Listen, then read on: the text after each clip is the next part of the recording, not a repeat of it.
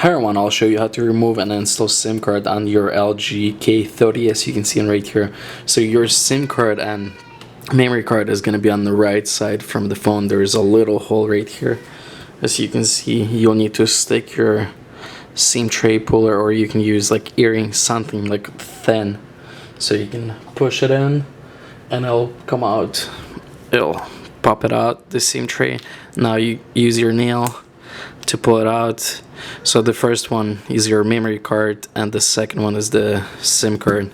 So you just pull it out and pull it out, both of them. Now you can install your memory card this way. It'll show you which way on the SIM card right here. It shows which way. And then now you can install your SIM card this way. And once you install both of them, keep it like this, and now slide it back to the phone, inside of the phone. Pretty easy. And here it is, you installed it. Thanks for watching. If you like this video, please like and subscribe for more videos, and bye bye.